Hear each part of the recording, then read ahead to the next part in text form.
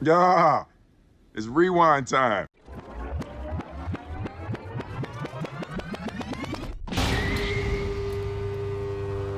Far Cry Primal released back in 2016 and is one of the easier games in the Far Cry series to platinum. With a difficulty rating of 3 out of 10, this game actually surprised me with how good a Far Cry game it was, despite the different direction Ubisoft decided to go in. Then again, anything beats the direction they're going in now. Oh my god!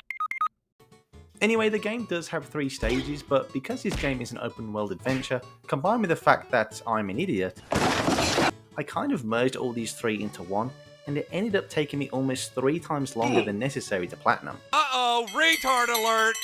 Anyway, the first stage requires us to play through the main story, and this game wastes no time throwing us right into the thick of it without any type of guide on how the controls work. Nice.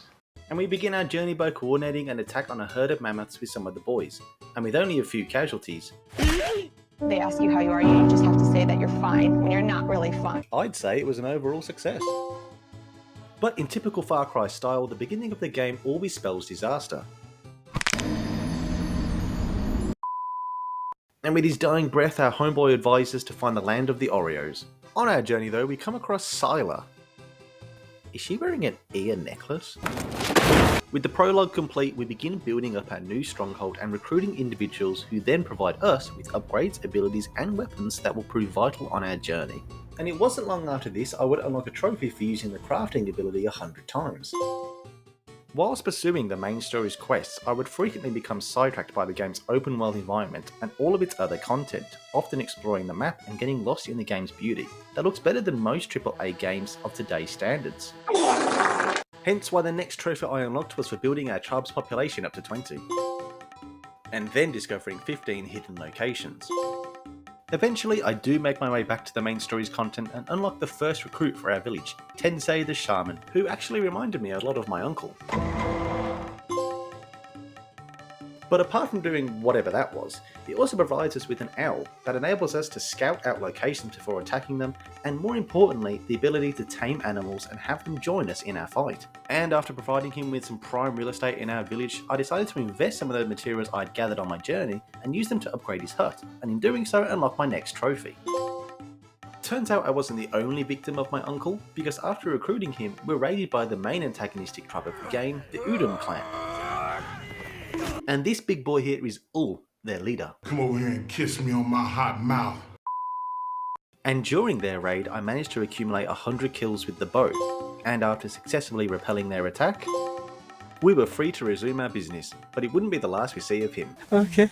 And knowing he could just as easily do the same again, I thought it best I start recruiting some more homies. First off, we have Karush, a one-eyed madman who is in the middle of being ambushed. After saving him, however, he is more than happy to join us and continue the fight. Next up we have Woga, who I stumble across in a cave, and he manages to trap us believing we are Udam, and then proceeds to urinate on us. Okay. After escaping the cave, we manage to finally convince him we are in fact a friend. And then we found Jaima, a fierce hunter who, after managing to track down and kill a bear that she was struggling to find, is happy to join us.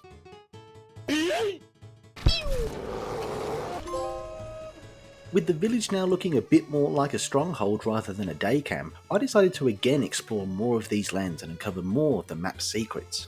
In doing so, I managed to capture my 10th outpost, stumble across and then tame a rare beast, and minutes later, heal that very same beast 25 times because they run headfirst into every spear they come across.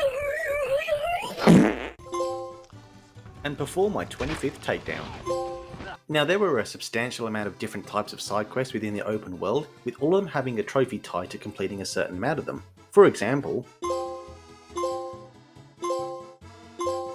and it was during these side quests I made sure to kill as many enemies as possible in as many different ways as possible, including 50 kills with any tamed animal, 15 kills with my owl, 50 enemies with fire, 15 enemies with throwing shards, 100 enemies with a spear, and 100 enemies with a club. Anyway, it was here I felt that it was once again time to make a return to the main story, and this is where we're introduced to another enemy tribe, the Azila, who captured some of our boys. Fortunately, we were pretty overpowered by this point, and so I decided to tame a saber-toothed tiger to help us out. And after ripping through 25 enemies with our new friend, we rescued our boys and saved the day again. I then got to battle their chieftain Rashani, and he actually put up a good fight, but he was still no match for your boy. And it was only a matter of time until I was once again interrupted by the Udan clan, who managed to capture us and hold us prisoner. Thanks to some serious plot armor though, they'd conveniently left a tool in our cell that helped us escape.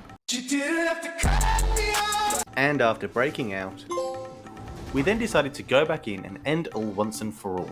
But that was easier said than done.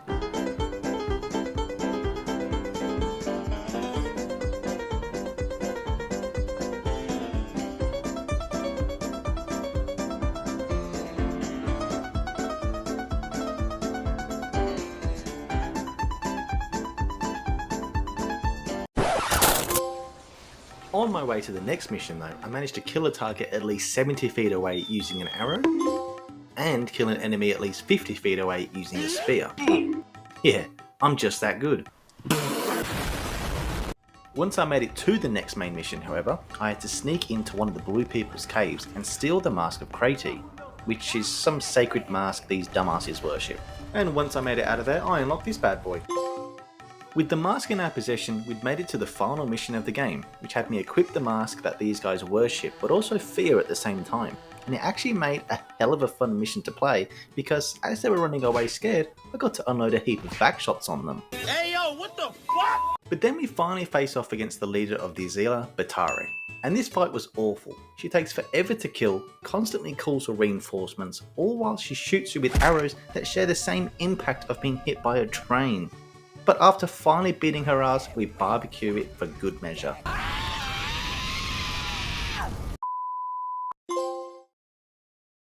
With the main story complete, it's time to clean up.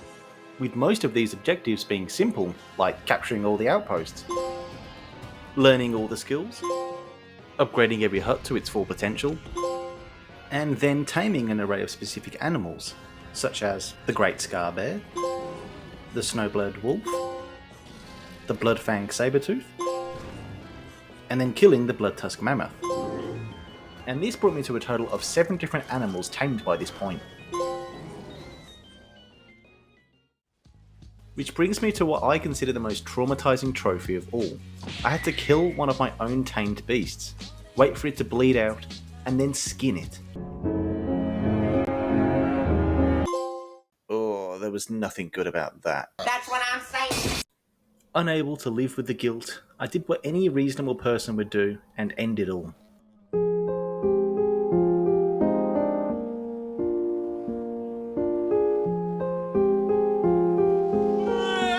Make way for Willie! Thankfully, I knew exactly what would cheer me up, collecting all the remaining collectibles. Oh, okay.